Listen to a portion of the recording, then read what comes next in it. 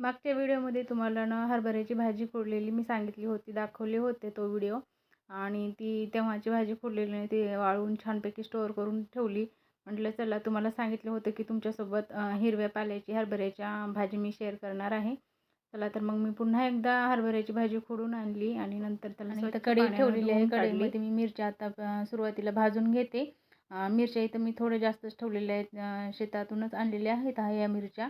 आणि थोडंसं तिखट कमी आहे, त्यामुळे मी थोडे जास्तीच्याच घेतलेल्या आहेत.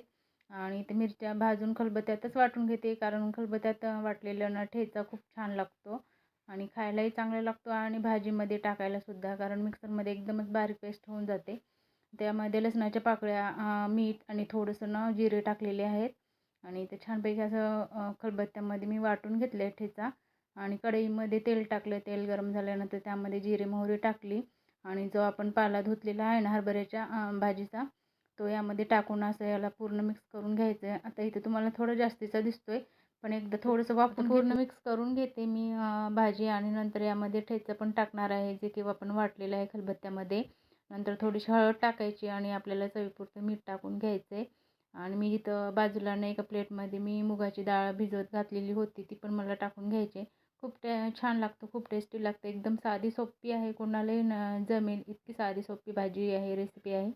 नक्की ट्राय करा. आणि ही रेसिपीनं चपातीसोबत न खाता ज्वारीच्या भाकरीसोबत एकच नंबर लागते. आणि बघता इथं मी आता मुगाची डाळ भिजवून ठेवलेली होती, ती आता स्वच्छ धुवून घेतली आणि ह्याच्यामध्ये टाकून घेतली. वरतून हळद टाकली, मीठ टाकून घेते आणि नंतर पुन्हा एकदा याला मिक्स करायचं छानपैकी. नंतर याला वाफ काढून घ्यायचे आणि थोडंसं पाण्याचा वाटलंच तर तुम्हाला हबका द्यायचा. आणि नंतर याला छानपैकी वाफवून घ्यायचं. खूप छान लागते, टेस्टी लागते. आणि या सीझनमध्ये जर तुम्ही ही भाजी नक्कीच खाऊन बघा, खूप छान लागते आणि करायला एकदमच साधी सोपी आहे. बघताय अगोदर किती जास्त पाला दिसला भाजीचा आणि आता खूपच कमी झालेला आहे. अशाच पद्धतीने तुम्ही नक्कीच ट्राय करा. आणि बघा इथं मी छान अशी भाकर पण केलेली होती, एकदमच छान कडक केली.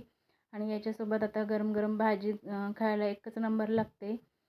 तर बघा मी आता माझी भाजी आता छानपैकी अशी वाफवून घेतलेली आहे, खूप छान झाली आणि वास तर एवढा भारी येत होता ना. कशी वाटली रेसिपी ते नक्कीच सांगा कमेंट करून आणि चॅनलला आपले सबस्क्राईब करा. बाय.